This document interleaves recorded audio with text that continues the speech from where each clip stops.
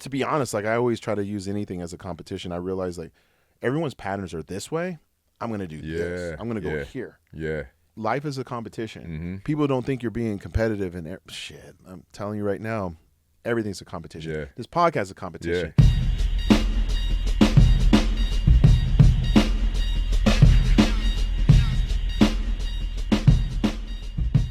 Do you have like the old Barclays? Those I know I have a pair of like those black and purple ones. Yeah, the first ones. Yeah. Not the second ones that came after, which in fact, in my opinion, are probably better, like comfort wise, because the first ones were, you know, who wore those outside of Barkley was the Fab Five. Oh, right. Those were the shoes that the Fab Five wore. Yeah. So that's what one day I was at whatever the theater is next to the Staples Center, and I was going to see Public Enemy, and I get there early. Cause I'm a huge Public Enemy fan. Yeah, dude. Oh, wow. And so there's nobody in the place. And just at the bar, I'm just standing at the bar with just me and Jalen are at the bar. No and I see way. Jalen, I was like, I just want to let you know, because of you guys, I haven't worn anything but black socks since '91. And he cracked up. Bro, I'm telling you, man, I got the black socks on right now, bro. Yeah, man. Yeah. Talk about a team that transcended I pop know. culture. Yeah. That's like beyond what anyone, I mean, people nowadays, you know, like with trends and like TikTok and Instagram, like these guys have no clue what it was like in the 90s. Yeah. Like it was, I mean, we sound, you know, you're an old head when you say this, but it's like, no, seriously. Like your culture right now was derived from what happened 30 years ago. Yeah. No question about it. Yeah. They just don't have a clue. Yeah. Wow. That's sick. I never met Jalen. Yeah. I got to meet him. Yeah. That at that time, that crossover of hip hop, like it was like, every video you saw of them, like the Fab Five and whatnot, and like Public Enemy playing in the background, like it was like hip hop and basketball and Mike Tyson. Like I just remember that as like that '90s culture. Do the right thing. Yeah, Fight the Power. Yeah. I still play that song, man. Oh hell yeah. When there's been a many time, and I know don't worry, like when my eyes bulge out like that, it's just because I'm like, I just remember being in, because I was trained by myself. So either I had the headphones on or I would be in the gym completely by myself and I could just play with the Sonos and just crank it. Yeah. But when that came on, no weight was going to survive that workout. Right. No dumbbell, no barbell, no nothing. They were all getting their ass tore up that day. Yeah. It was like, just, to me, hip hop is about creativity at its purest form, but with your hands like really into it. Like when you're talking about, like when I see like in your studio, like with this real sound engineering, like your hands are involved, like your soul is involved, your passion is involved. Nowadays it's just like click this, click that, and just party. Yep. Yeah. This was like the level of intention was just far greater than what we see today, and they had something to say. Yeah. I mean, yeah. And the thing about the 90s was everybody was so different. Like Tribe is so different than NWA, is so different than Public Enemy, is so different than EPMD, is so different than Naughty. Like now I can't tell the difference between half of these guys. That's true too. I can't tell at all. And you mentioned those people. I mean, got to throw in KRS-One, Big Daddy Kane. Big Daddy Kane just had a freestyle the other day. I saw it. Yeah, it was amazing. I'm like, yeah, these are real lyricists, and unfortunately, history has passed these guys by. I know. Where it's kind of hard to grab a 20-year-old kid. Yeah. And say, this is what you need to be listening to. They're like, I don't care about this conscious rap. Like I don't. Yeah, which is always a bummer to me. It is a bummer because most people who listen to rock acknowledge the Rolling Stones or know the Rolling Stones. Yeah. If you take a kid today and Rakim was the greatest lyricist ever, like I don't even know who that is. No. Yeah. Let the rhythm hit him. Yeah. I mean, like, you gotta. Oh, man, like this is. No, it is true. It's fast food. Yeah. Everything is fast food. That's it. And we want soul food. Yes. We want mom's home cooking. Yeah. That's what we need. And when people think about that, it's like, what does that mean? That means your hands were involved in the kneading of the dough, and that's how that focaccia bread got built. It got made a certain way. When I did my first bodybuilding DVD, I made sure, I was into like Final Cut process, right? You know, so I was like fascinated over this Final Cut software, and I'm like, okay. And I realized something: the sound sucks. So, but no one knew because people were just happy to get content. This is like in 2006, 2007. So the next project I did, I hired a different team, and I asked him. I said, "Hey, is there a way to get like a sound engineer here?" And he was like, "Yeah." And he was like, "Why do you ask?" And I said, "Because I want people to not just see what I'm doing, I want them to hear it. Yeah. I want them to hear, like, you know, having a microphone on, and I want to hear me breathing. I want to give you as much data as possible, so then you can make this into, like, not necessarily cinematic, but like, I want them to feel like they're in the gym with me." Yeah. And now today, I mean, everybody's rocking a Rode mic or something like that underneath, but it's just a level of intention. Like you know, you recognize like technology can be used in a really interesting way. I made sure I was the first bodybuilder to author a DVD on master in Blu-ray format. And I made sure that by filming on Red, which was expensive back in like 2010, Yeah. you know, filming on a Red cam, it was not cheap, but people were like, well, why would you do that? It's like, because, dude, like, this is going to always be, what do you say, future-proofed. So then it's not all pixelated and whatnot. Right. Now I can always tell when someone pirated it, my content, because it's like in poor 720 when I didn't author it in that. Yeah. At all. Yeah. But, you know, you just become a purist. Right. With music, with fashion, with just overall pop culture. And when you see people bastardize it to make it like this fast food and talk about things that really just don't make sense. I mean, I get like gangster rap, like that was a thing, but there was also like riots. There was also like things that people needed to talk about. Today's day, like, I can't remember who it was. Was it Michael Irvin or some famous football player had a child? It might have been Michael Irvin. They had a kid that was rapping, and he was like, hold on. He called out his own son. Really? Said, you went to private school, son. Your real name is Clarence, you know? Yeah. You know, like, but it's like these kids, man, they want to be gangsters. It's like, you don't have to. Like, the world is like your oyster right now. Like, you have so much technology that you can really create masterpiece, and you're deciding to choose like a freaking 50-cent Whopper, you know? Right. Like you can make like things that people, we have yet to really see a lyricist right now that is young that could do what Nas did. Yep. And come up with the 5 mics like right out the gate. Like, why have we yet to see this? Yeah. Who do you think's closest? Kendrick? K-Dot is for sure. Like, I saw him live over at I Crypto. did too. Yeah. Oh, same. Were you at that concert? How many years ago was that? This was last year. Oh, okay. No, I was there a few years ago with Bedros and a few other friends. Okay. Probably like 5-6 years ago. Yeah, this was when he came out, his most recent album, and we watched it. I was actually with, believe it or not, I was actually with some of the top brass from Pray.com. Okay. And I was like, "Oh, you guys are into this?" Like, yeah, we still like it, man. It's kind of cool. He's got a good, good message, and we had a box, and just seeing him come out, I was like, dude, this guy, like, he's different. He's different, man. Yeah. And I appreciate his craft and how his delivery is very unique. Mm-hmm.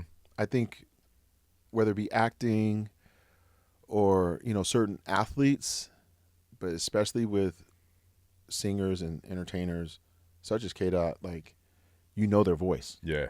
Yep. You know their voice from a mile away. You hear him and you're like, there he is. There's Kendrick. Like, only so few, I think, have that. Like E40, like his voice. Right. You know KRS-One's voice. You know Nas's voice for sure. Yeah.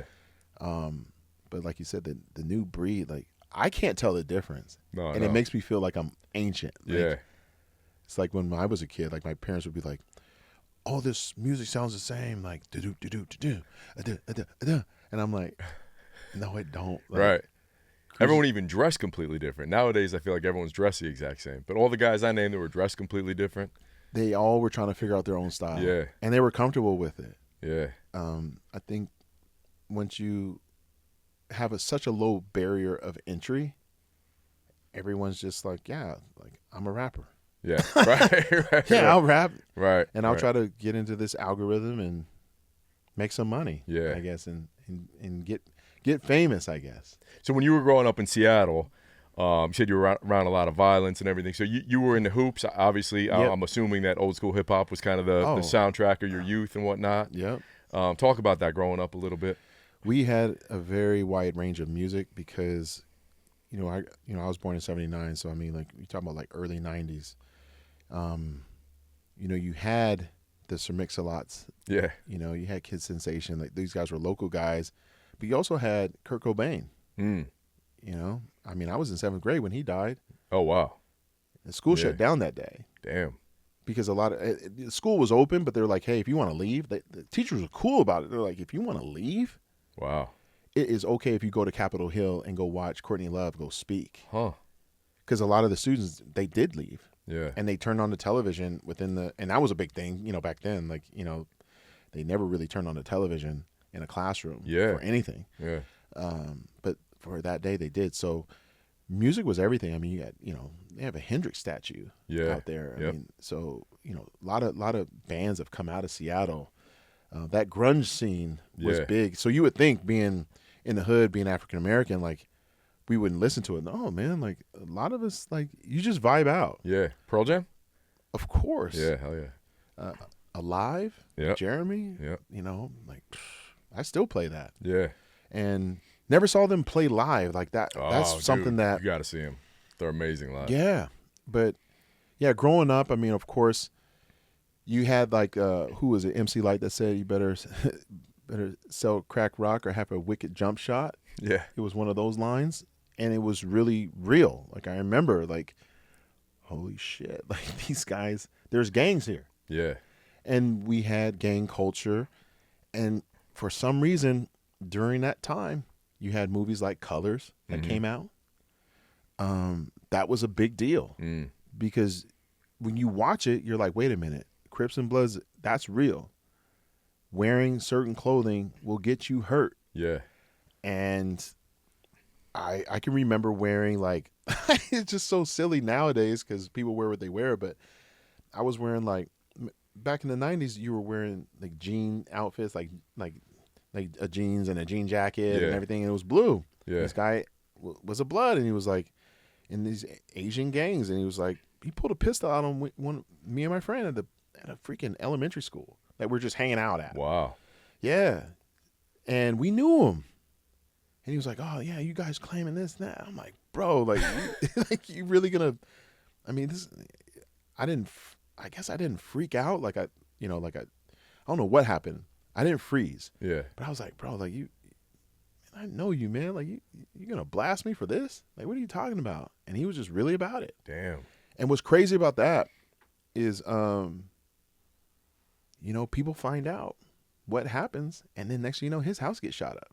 And then you realize, what do you mean? His house got shot up because he threatened you guys? Yeah, because someone told someone. Damn. I didn't say anything.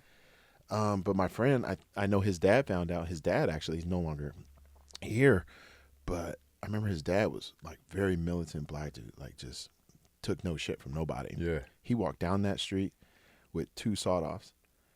Yeah, this is the story that I was told. Wow. And they were like, yeah, Mr. Hopkins walked down that street, banged on that door. Grandma opens the door, pointing both of them and says, where are they?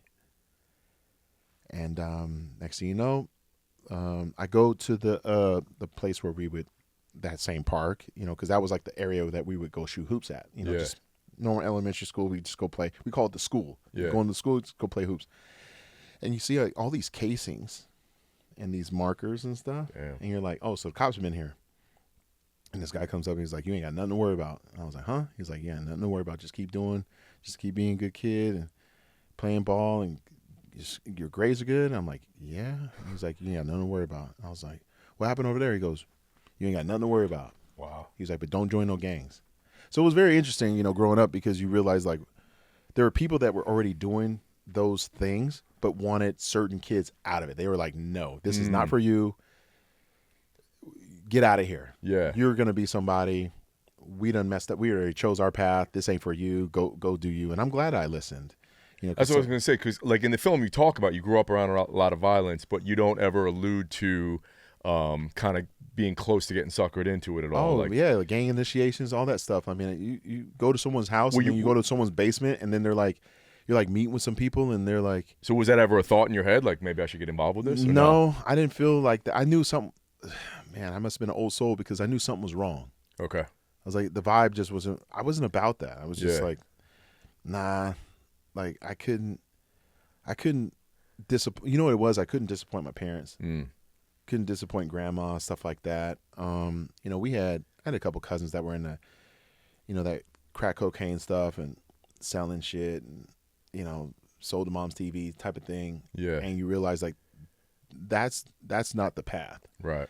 So fortunately, playing sports was, and I mean, you still get in the fist fights over a basketball game, but you're not fighting over turf. Yeah. And by having some older guys say, this is what you need to be doing, you don't have to worry about this. You almost feel like you're protected in a way. So, because you do represent your community. Yeah. So now, like, fast forward, I go back. There was a time where anyone in Seattle knows this famous place. It's called Ezel's. It's a famous chicken joint. Even Oprah's been there. She's flown in just to go grab this, right? And there's like a couple locations. It's changed owners over time. Guy Fieri's been there. He's got his pictures on the wall, like all in the hood, you know. I bring my now wife there with one of my friends who was managing me at the time, and I told him, I said, hey, we're gonna go in here. When you go in here, you got to know what you want. Don't like fidget around, like just otherwise I'll just order for you. Yeah. Of course, they get shook. Don't know what to order. The lady is not having it. She's like, what the F do you want type of thing. This guy looks at me. He's checking out my girl up and down. She's got a nice ass. So he's like doing like this, and he's saying something to his friend. And I'm like, here we go. So, you know what I mean? Like, so I look outside. I'm like, okay, there's a guy, Buick Regal on Dayton's, beats playing through the trunk, you know, got the stereo going. I'm like, damn, this ain't going, man, this is, what do I got to do? And, you know, guys got some energy, so we have some words, and the first thing he asked is like, where are you from? And I said, oh, I'm from here. He goes, no, you're not. I'm like, oh, okay. And it came down to the fact that once he realized where I went to high school, that's when he let up. And then he realized who I was. And he was like, and I said, yep. And he was like, oh, man, all love, man, da-da-da-da-da. And I'm like, I'm no gangbanger. I'm none of that. But it was just one of those moments of respect of the fact that I got out. I made something of myself. I represent that community that he's talking about. Yeah. But just to figure out that it was all about that type of energy, and what delivered us was the fact that I went to a ghetto-ass high school that used to beat the shit out of kids at his high school. Right. In sports and in life, that he just like, you know. So it's just very interesting, man. It's just, I hate to say it, but that area, although it was shitty, like it was just bad, but a lot of us made it out. You know, a lot of us have made great strides, and we've, you know, collectively gone back and, you know, made things better. In fact, that same high school I went to, Rainier Beach High School, is now going to be one of the most prestigious high schools in the Seattle Public School District. Really? Yeah, they got funding. That's incredible. Now they're revamping the entire place. They got a new gym. Nice. Actually named after my high school coach, Mike Bethia. They've got, you know, like state of the art. Like everything is just badass. The renderings are crazy. So yeah, it'll be done, I believe, in another year.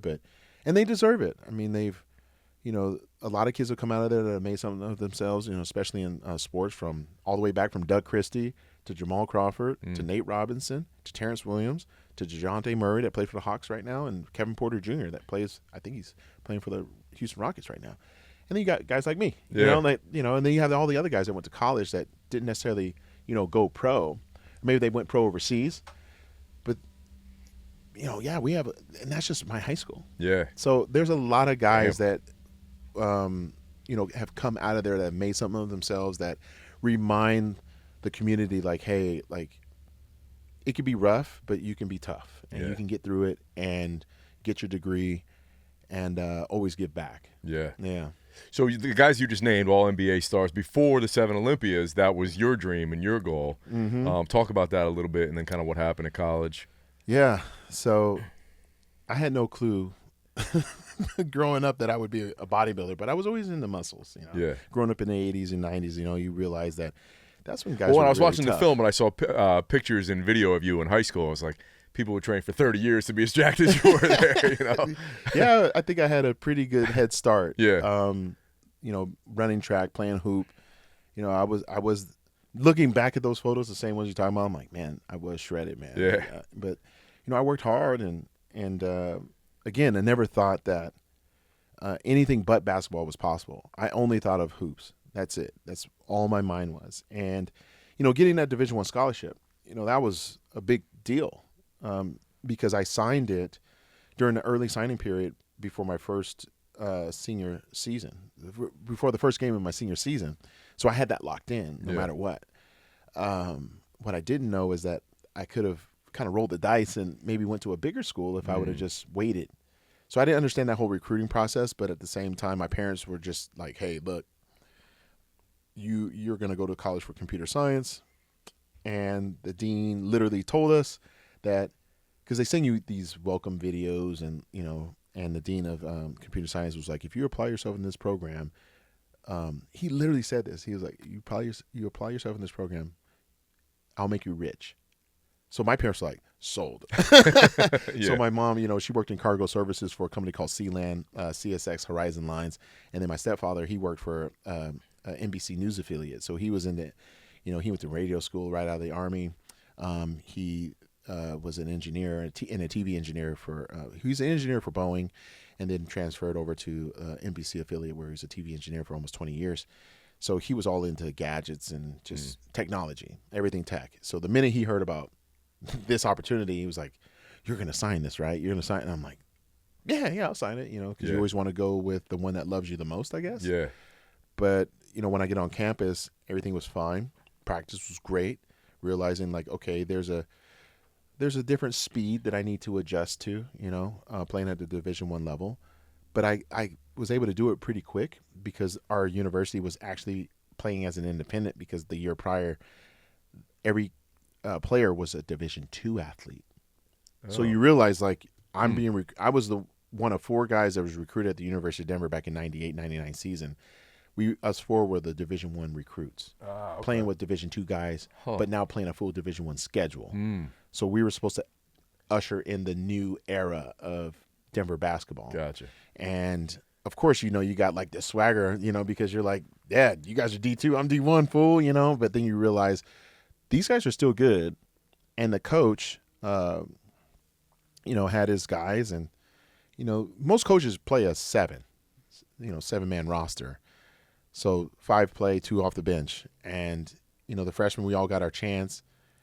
And that's when I realized, like, man, like, I'm getting chances and I'm doing good, but they're not coming like high school. Yeah. You know, high school, I'm starting. Right. I'm like all state. I'm doing all that.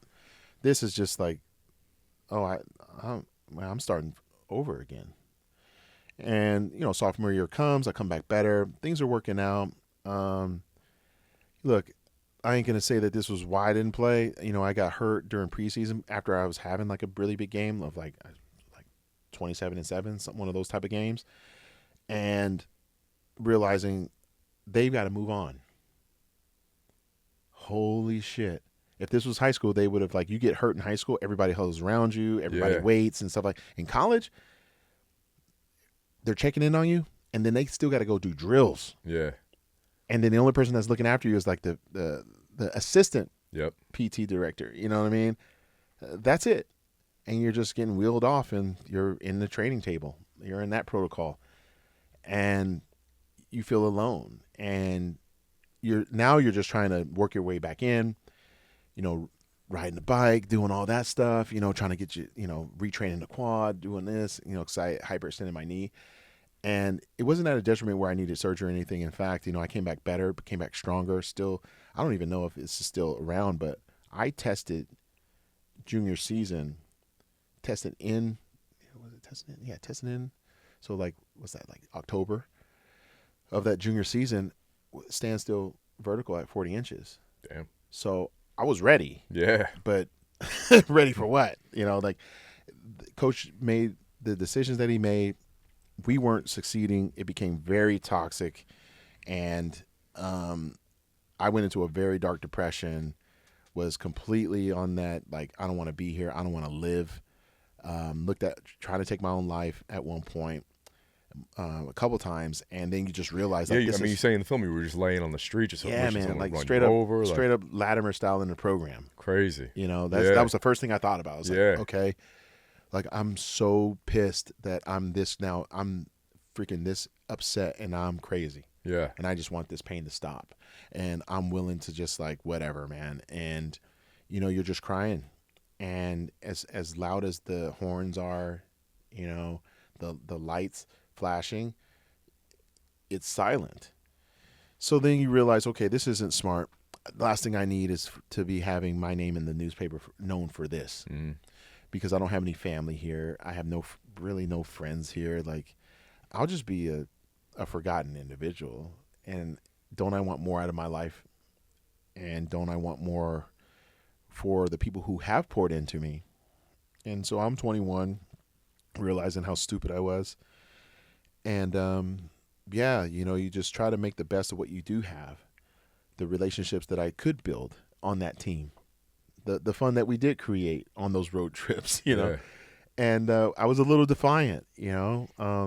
I wasn't a cancer on the team or anything like that, but we ended up getting a new coach, and that helped out a lot because I was tired of those lies, you know. And I think a lot of, you know, whether it be high school, but especially college athletes, you guys know what I'm talking about. Like, these guys go to your house after they've written you, your mother, even maybe Right. even your girlfriend, how great this university is. You go on a recruiting trip, they all the stops, you know, they make you feel special, only to get your ass on campus and just berate you. Yeah. Just it's straight up boot camp. And although it's challenging, sometimes it's totally a sham. They scammed you. Like, you get there, you're just not right for their system. I think we've seen it in other athletics. I think we've seen it in even people that work for multiple businesses in the same industry. Yeah. You take one quarterback, you put him on this team, he's now a Pro Bowler. Mm-hmm. You know, he was Yeah. a bum. He was nothing. Yep. You put him on Exactly. running back, same thing. Cornerback, same thing. Coach, same thing. Mm-hmm. You know, and it just, you realize that it's just the timing, the Right. sequencing, all that stuff plays a key role in business, in sports. And for me, it did not work out. But, you know, I look back and, you know, even in breaking Olympia, you know, I had that moment. And of course, I'm now looking at myself like, how dare you, Phil? Like, and I felt those feelings, and they captured it. They were able to capture me in that moment of walking back there near, it was almost near, it was on Evans, near Gilpin. Evans and Gilpin is actually, yeah, right. There's a bar across the street called the Stadium Inn, and then on the other side is the first ever Chipotle. Oh yeah. Yeah, I just remember that. I'm like, yeah, it was right there. And so that's where the camera cuts out for a little bit, and you just hear you kind of yeah. breaking down. Yeah, Yeah. and I was surprised they just left me alone, because I was like, guys, I need a minute. Yeah. I wanted to take everything off. I wanted to run. Yeah. You know, because you're just like Wow. crawling out of your skin. Like, even now I think about it, I'm like, it's heavy, man. You know, because you're allowing yourself to feel what you felt 25 years ago, 20 years ago. And it was just nothing. Is it like, fuck, I wish I never let myself get to that place? Yes, it was more of that, of like, damn, dude, like, it was that bad. Yeah. Because I've obviously, you know, being older, you learn how to communicate effectively Yeah. through those emotions. And, you know, life will teach you how to communicate. Or you just stay as a mute and become disruptive and enraged. But I didn't have those answers. I didn't have that. I just didn't have that confidence. I didn't raise my hand either of saying, hey, I need some help. I didn't go up to one of the coaches and be like, hey, I need to talk to you. You guys are totally fucking me over. Yeah. Like you could say that to assistant coach. You can say to the head coach. Respectfully speaking, you guys are totally fucking me over. Right. And I don't like it. I'm first in every drill. You tell me to do this, I do it, still don't get played. And then when it doesn't work out for you guys because your strategies don't work and we're losing, you actually look at me and one of my best friends that is doing everything you guys ask, and you want to kick us off the team. So you have 2 free scholarships open, so you could hopefully find your saving grace. Like, that's so effed up. Yeah. So, but you realize right away that's college athletics, man. Yep. That's Division I, 1-on-1. For sure. Like, they will do it. So that's why when players now become their own agents and they got NIL deals and they got all this other stuff, like you see who gets pissed off, the corporations, because the power goes back to the player. But in those moments, you realize like this guy really tried to get me kicked off the team for something that he did. I didn't do anything wrong, and he didn't sit you down either. And it was like the narcissism within this. It's like, wait a minute. So the beautiful thing about it is that I'm obviously still here, but then more importantly is that you realize who can I help? And I really believe that breaking Olympia is going to help a lot of guys, man, because it helped me, you know, like walking back in those thoughts and being in those areas of, man, I felt so alone. Yeah. And I didn't know who to speak with. But nowadays, like we talk about, you hear more about mental health all the time, especially with, you know, celebrities and athletes. And, you know, we all deal with pain, man, and we're always trying to leverage it. And I know with bodybuilding, it allowed me a path to be able to leverage a lot of the pain that, you know, I sloughed under the rug, you know, whether it been for childhood, you know, college, and just hit those weights. The problem is that they still exist. Yeah. And I think we all have to remain aware, more self-aware, more conscious of us doing that too much for too long. Yep. And look, it could be an hour. It can be, and we're talking about mindfulness. I think everybody should take a moment of mindfulness, 10 minutes, 15 minutes, just sit there and breathe. As I say this, I have to remind myself, like, Phil, like if you run an errand and you come home and your wife's not with you, before you step foot in this house, maybe take the long way home. And just text her, say, hey, I'm going to be at home in like 10 more minutes. Turn off the radio and just drive. Yeah. Maybe park and breathe. There's been a many time, even recently, I just park about 3-4 blocks away from the house. I don't get out of the car. I don't get out of the truck, but I just sit there and just, how am I feeling? Doing like a self-check, self-audit, because the last thing I need to be doing is bringing that negative energy into my home. Yeah. Because she don't deserve that. And there's a many time, like, throughout my life where I brought that home. Yeah. And well, it's unconscious. You don't even think about it until you're proactive and do what you did there. You know, it's as simple as parking a car a few blocks away to switch that mind, you know, make that mindset shift. Well, most people don't do it. And most people don't even take, like, it's crazy because the whole day you're like this, you got music on, you got podcasts on. Like, you never take 5 minutes or 10 minutes like you said there. It's insane to even think like that. Our society is not built that way. Yeah. You know, I think we would all be a lot better, more in our body. Yeah. But again, you and I are old enough to remember when you could be bored or you could be doing nothing. You could have what is boredom like? Yeah, exactly. Right. Shit, like what is real boredom like? Yeah. Next time you go on a flight, it's like sit there, don't touch anything. Yeah. And just observe everyone else getting on the flight. They're all got their head down into the phone. What's so important? Yeah. On the flight, they got the, you know, you sit in first class, you got the TV, person got the computer and their phone. How much stim it's crazy do you need? Yeah. But no book. Yeah, like no. You know, no book, no newspaper, like none of that. And I get my best thinking done on a plane because I don't turn on the TV. I never have Wi-Fi on. I don't even know how to do it. Yeah. And I'm just sitting, like, sometimes I'll just stare like into the seat in front of me and just think, and I get so many thoughts, or I'll read a book. But yeah, I've tried to read more books on planes. It's more like a competition for me now that, and to be honest, like I always try to use anything as a competition. I realize like everyone's patterns are this way. I'm going to do this. I'm going to go here. Yeah.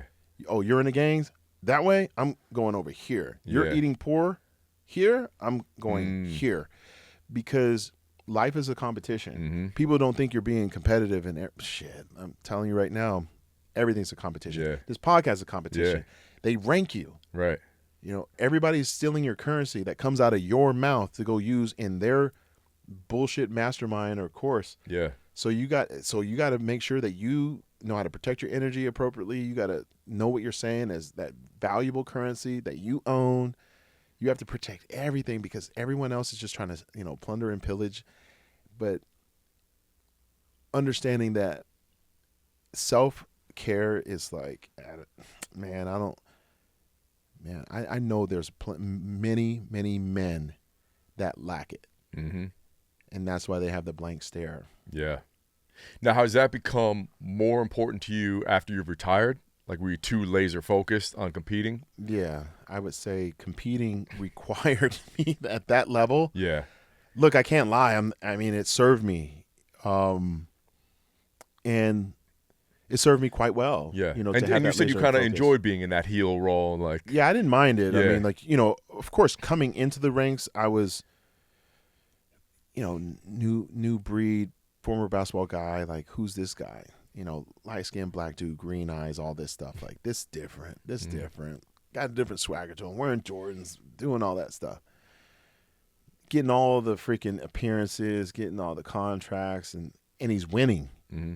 This guy, and he nicknames himself the Gift. Like, oh my God, like, this guy's arrogant as hell, you know. But it's like, nah, man, it's just, is it the truth? Am I kicking ass? Yeah. And, you know, yeah, I'm having fun and I'm enjoying it. And a lot of time people didn't know my past. They didn't know that I struggled to get to this point. Yeah. You know, I dealt with demons and I still deal with them now, right? So at that moment in time, I felt like it was okay to just be you. And then when I became this anti-hero to like a total on villain, I had to ask myself, like, why are you being villainized? Because when they ask you or if you're going to win a competition, you look in the camera, you say, hell yeah.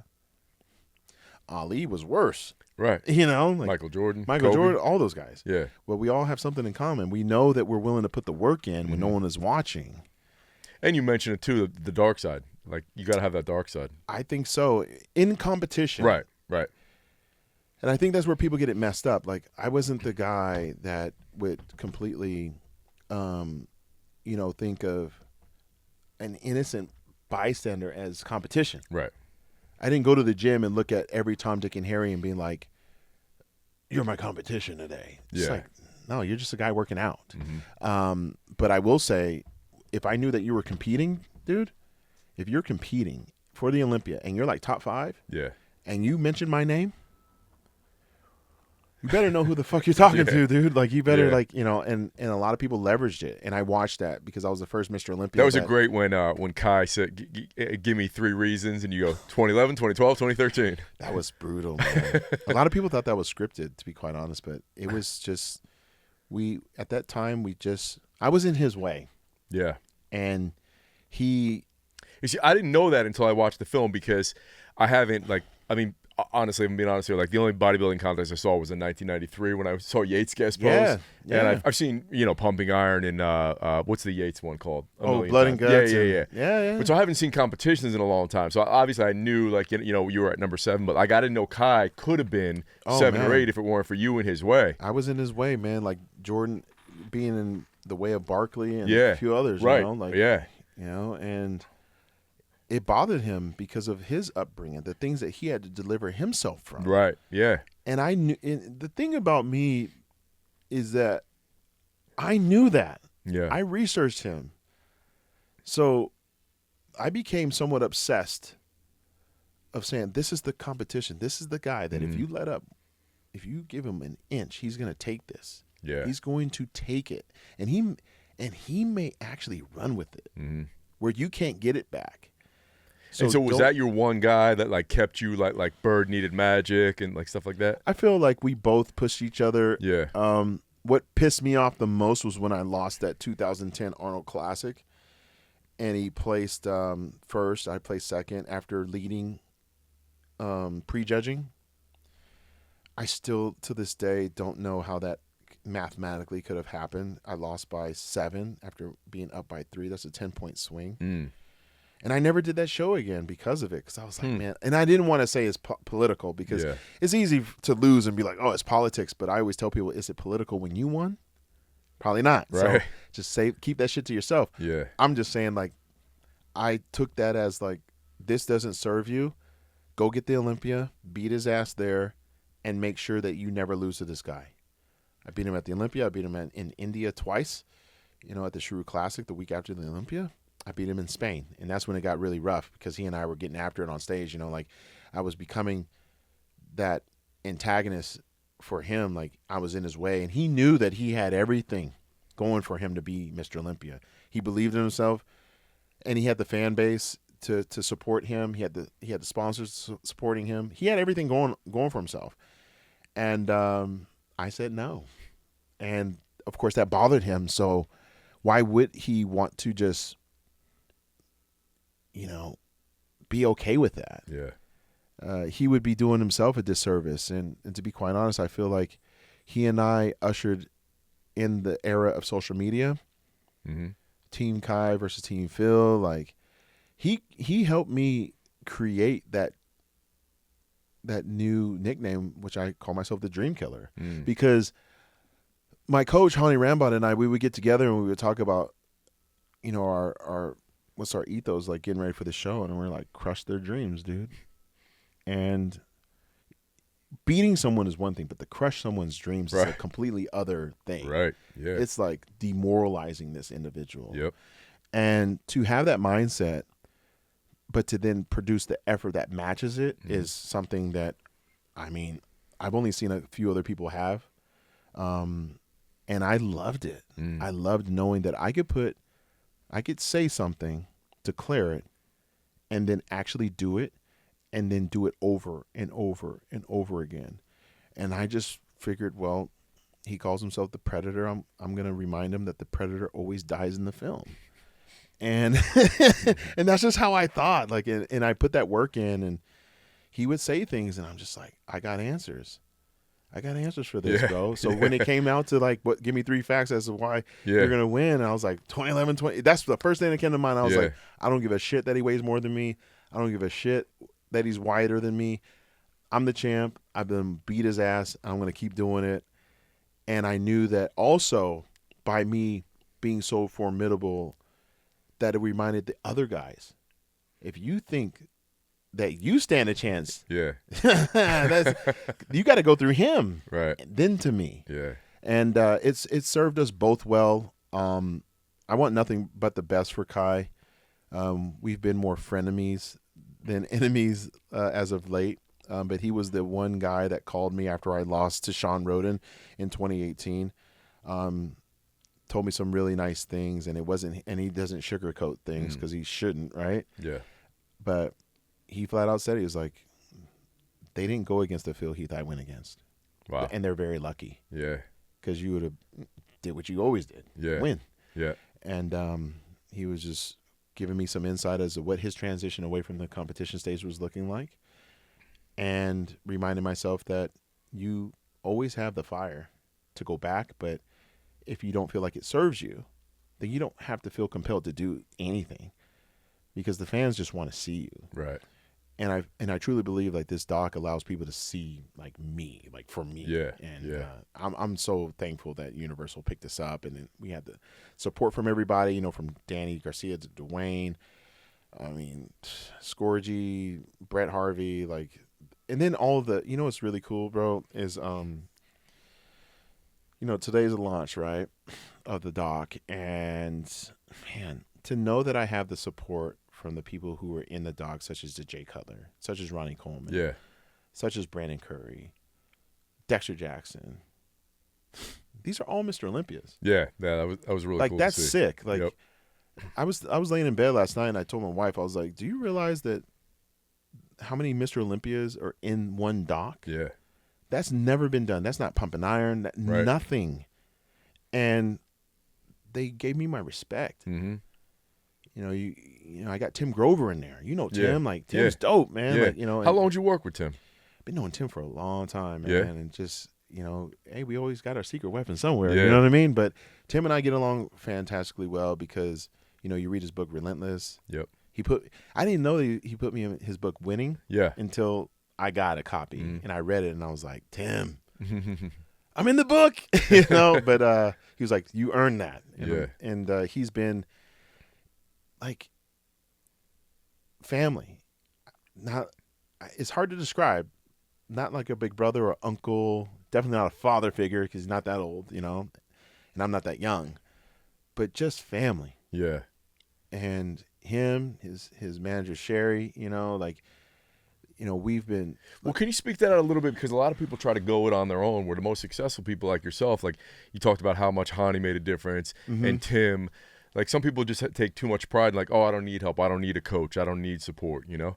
That's the society that we live in right now. Everybody wants to say they're self-made, right? Yeah, yeah, Oh yeah, I came from the mud and I did it. It's like, no, man, like someone fucking helped you. yeah, And it's okay to raise your hand and say, this person helped me. yeah, That lunch lady that when I was on free or reduced lunch, she looked the other way and let me have a pizza. yeah. You know what I'm saying? Mhm. Like there's always been someone, an athletic director at Rainier Beach High School, Daniel Jurdy, like he would look at me and say, Phil, you're a freaking God, man. Like that's how he would talk to you. Yeah, And he poured into you.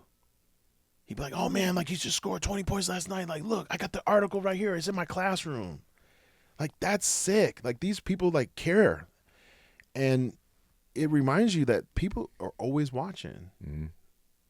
And, you know, in this world, man, like everybody wants to say they're self-made. No, like for me, having a middle school gym teacher that's still alive, still friends with Ron Howard, played for the Dallas Cowboys as a tight end, where you still had to have a job after season was over. Right. You know what I'm saying? Yeah, wow. Man, anyone looks up Ron Howard, American football player, the first picture you see that will probably show up on Google is him standing on a big ass like pillar on top of a skyscraper with a hard hat on. Wow.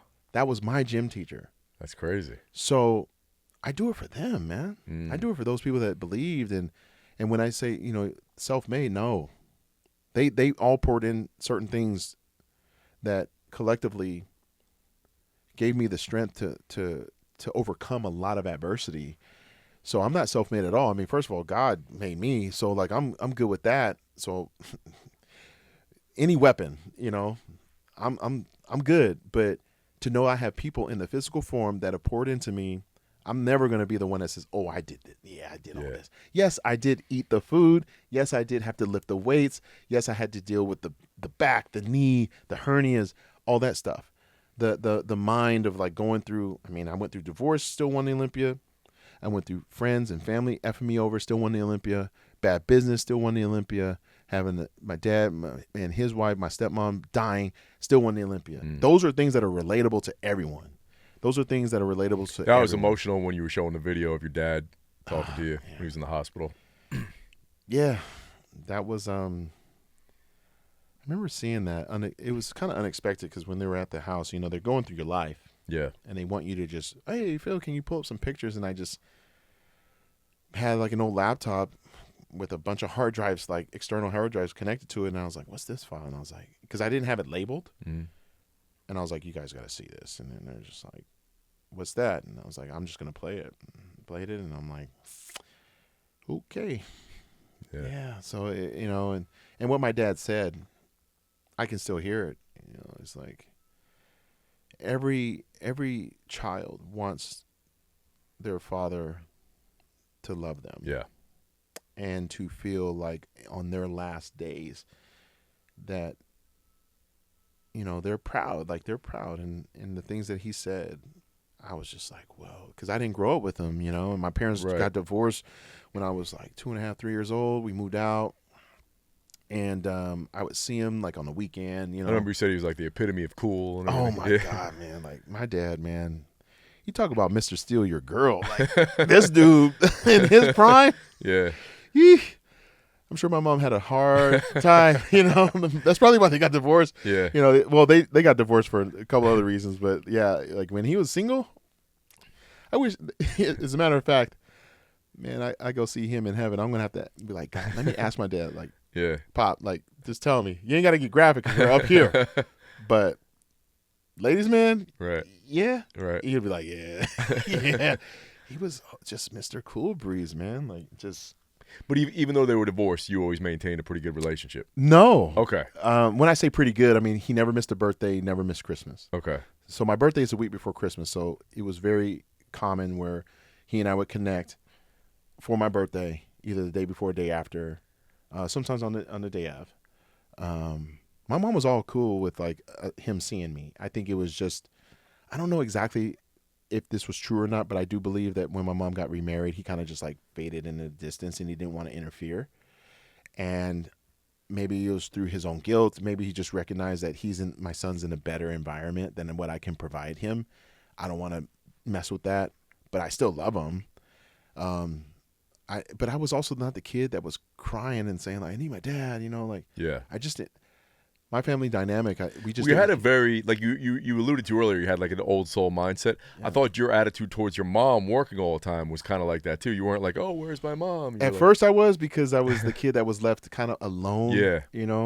Because my stepdad, he was working nights. So there'd be times where I'd be alone at the house for quite some time. So if you're expecting your mom to come home at 9:30 and she's not home until like 11:30, you're already in bed. Right. So you're like leaving messages on the answer machine, leaving messages on the answer machine saying, where's my mom? So there was times where I was like tearing up because, you're scared. You're worried that like, you have that abandonment issue and you're just hoping that your parents are okay. But then as you get older, I mean, like the minute I turned 14, 15, I was like, all right, I don't care. Like I'm going to hang out with my friends. Yeah. But I wasn't the kid that called home during college. I definitely wasn't the kid that was accepting money from my parents. I kept all those checks and I would just save them. And then after so many months, they void. I wanted to be on my own. Like when I got my scholarship, I mean, of course, you're broke. Yeah. You're just living off those 3 meals. They're not giving you extra per diem. If anything, you're trying to save your per diem on the road trips just so then you can maybe go out and have some extra cash. I was no trust fund kid, nothing like that. So yeah, I mean, my parents did contribute a little bit, like a Sam's Club card or something like that. I could get gas, right, for my car. It gave me like an allowance of some sort just to make sure, even though I was on scholarship and I moved off campus, I could have like, when we say a luxury, like an extra $100, that went a long way in college, you know what I mean? Yeah. But I was never the kid that just blew it all. If I blew that money, I blew that money. I was not the one that was like most of my teammates, like crying on the phone, Dad, Mom, can you just send me some more money? Like I would watch my teammates do that. And I'm like, oh man, you're a little bitch. Like, you know what I mean? Like, like just deal with it. Yeah. Just deal with it, bro. Like I lived off of that $15 for 2 weeks, in college. Like going up to freshmen, like, hey man, can you scan me into the cafeteria, bro? Like, can you give me an extra plate? Yeah. For real. And you just figure it out. Or maybe, holler at one of your girlfriends and like, hey, can you hook me up? That's college. That's part of it. But yeah, I, when it comes to being like self-made stuff or just like always begging for things, no, I wasn't about that because I was about hard work. Yeah. And knowing that it's your decisions, you have to live with those consequences. And in life, you're gonna pay. You're gonna pay. You're gonna pay inexpensive lessons. You're gonna pay for expensive lessons. Yep. DUI can be very expensive. A divorce can be very expensive. A parking ticket, not so much. Mm-hmm. So you got to choose your cost. So you got choices and consequences. I tell kids that a lot, and they're looking at me like, I'm like, you'll learn. Yeah. Well, we can't have Phil Heath here and not talk training a little bit. So in the film, we see you. It was funny because I grew up like 100. I graduated high school. I was like 130 pounds or something, and that was after I started training when I was in 7th grade. So I remember eating 7 times a day like that. Like wow. At my age, I couldn't do it now. I'd be in the bathroom all day. Yeah. When you were, I want to talk more about your training now because I think it's more relatable to people. But when you were competing, were you lifting 4 days a week or 5? 5, if not 6. 6 for competition. Okay. 5 off season. Okay. I'd be traveling a couple of days a week. Yeah. And what was your split? Usually first day was always legs. Okay. Because everybody else would do chest. Yeah. So legs first, chest second, back third, shoulders, and then I just repeat. So I was usually training legs twice a week. Okay. So never a dedicated arm day. First couple years, yeah, because everybody's like, oh yeah, I got to do arms, but then I realized like my arms are already pretty dominant. Okay, that's why. So yeah. I don't really need that. Like I'm gonna train them with chest or shoulders or back. Yeah. And just get some touch up work, but because it doesn't take much for these arms to get swole. Yeah. Which I'm appreciative. Right. Thanks, Dad. Right. It was great, but that's what bodybuilding really is to recognizing your strengths and not just focusing solely on those things, because the rate of growth on those arms are far much bigger than the shoulders. The bigger the arms get, the shoulders look weak. Yeah. The chest looks weak. Yeah. So, the back looks weak. So I'm like, I guess I got to train arms like every other week. Mm. And that sucked psychologically Yeah. because, arm day is fun day. Right. No, this is about bodybuilding. And your goal is to be a bodybuilder that wins titles. Like, what's your job, Phil? Win titles. Yeah. And that's what that meant. Yeah. I don't think you realize how much of a full-time job it is. Like, we see you in there. Obviously, people know you're training, but, like, the eating, like, that's taking up hours and hours a day. And I was kind of blown away when your wife said you never have a reheated meal. No, when Cherie came into my life, it was like around after I won number 4.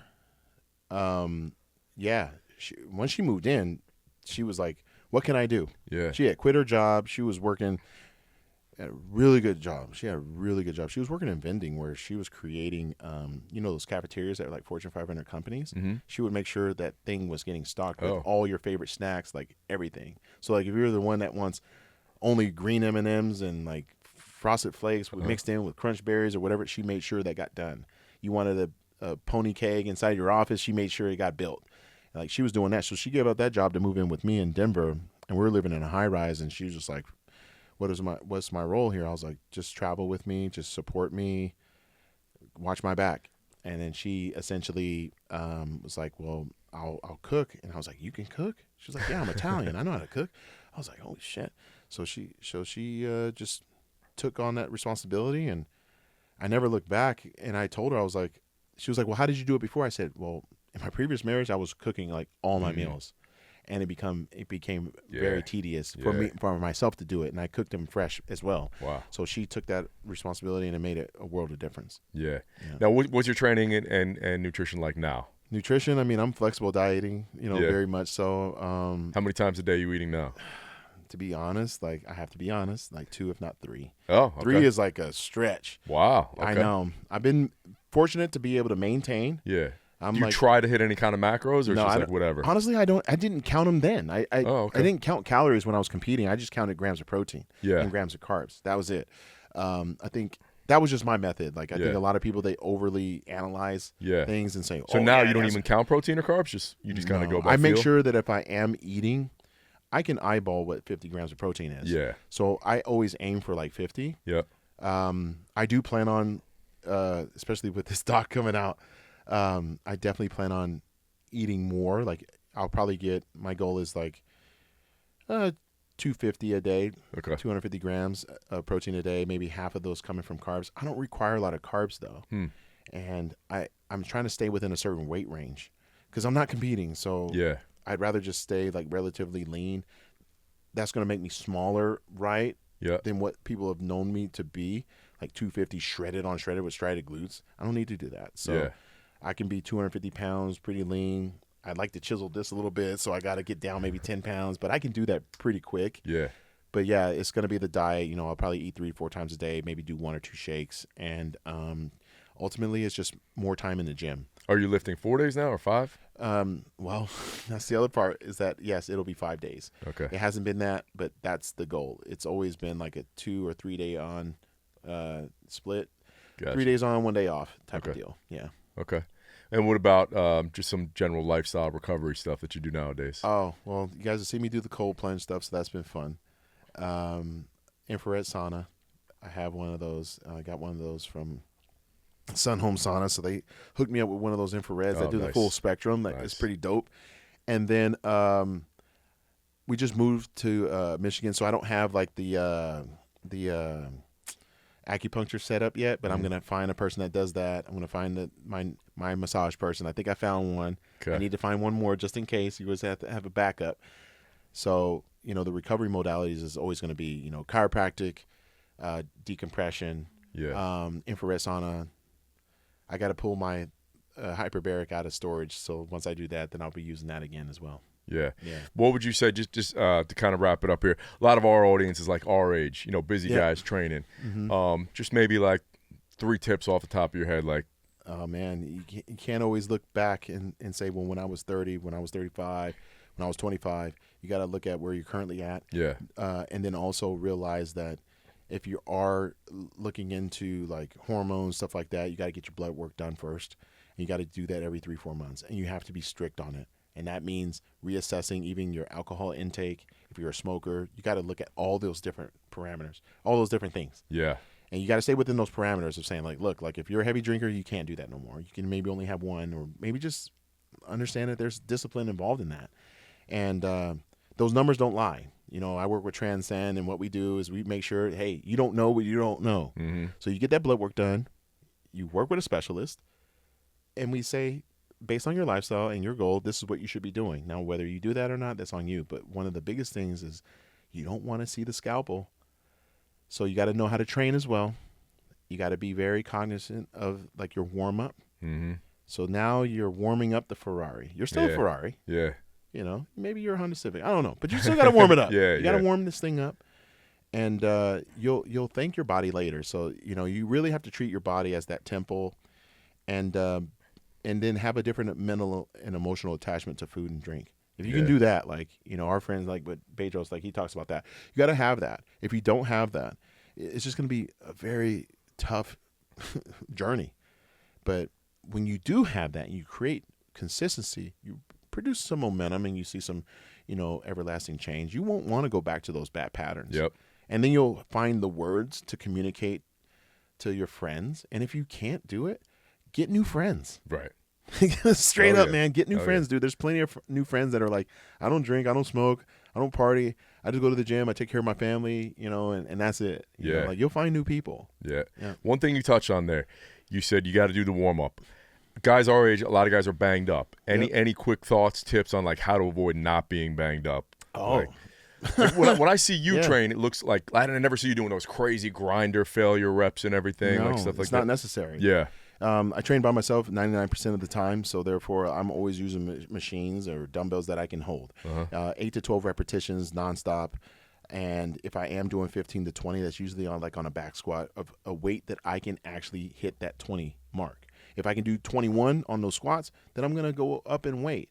But same with rep ranges of 8 to 12. If I can't do 8, then I need to lower the weight. If I can do more than 12, go up. Yep. That's that range. And over 20 years, I mean, you should figure this out, you know, and just leave the ego at the door, man. The ego will get you there in some circumstances, but that's usually fight or flight. Yeah.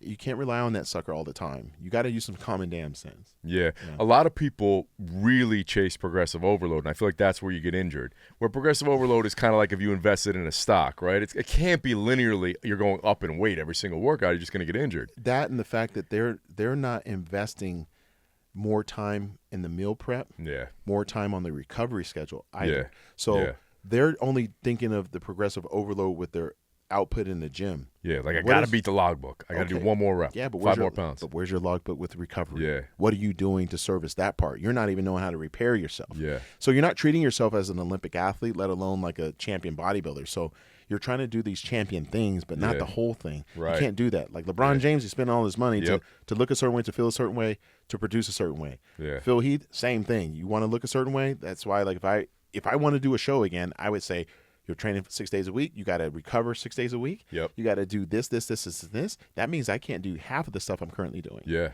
So with that said, I mean, a lot of people have to look at the recovery schedule and reassess things and maybe make some more money. And, you know, I mean, because it costs money. Oh, yeah. But either you're going to pay for it now or you're going to pay for it 10-fold later. Yeah. Phil, such a pleasure. Let everyone know where they can watch the film, Breaking Olympia. Oh, man, like every platform, dude. It's on every platform? Oh, yeah, man. Nice. Like all the VOD platforms, and especially majority of people have Prime. They have Prime. You know, they got Amazon Prime. So Prime Video is your best bet, man. It's very easy. A lot of my friends are like, where am I watching? I was like, just go on Prime, dude. They're like, oh, yeah, I order things from them, you know, from Prime every day. Yeah. So it's right there. But what I will ask, please watch this. And I thought it was great. Thank you. It was great. Leave a review, man. Yeah. Because I want to be honest, I would love to be able to read these like on my own YouTube and just read them, because it's not just me. It's also my wife that's involved. There's so much going on in this doc that I want to hear what the people have to say. And I can share that with the other people that were involved in it, like Jay Cutler and Ronnie Coleman, because they need to know, like, hey, like, what'd you what you like about this, what you didn't like. And because I know that they probably have projects one day, and it helps the sport of bodybuilding as well. So be sure to, you know, pick it up, guys. You know, Breaking Olympia, I'm just very thankful that I had, you know, have all the love and support our my phone's been ringing like even during this, you Yeah. know, and I put it on silent. I don't know what the hell happened. That's the power of the technology, right? It figures it out. But you know, overall, I'm just very blessed, and I appreciate, you know, just sitting here with you and chatting with all you guys. Yeah, such a pleasure, man. Thanks, Phil. Right on.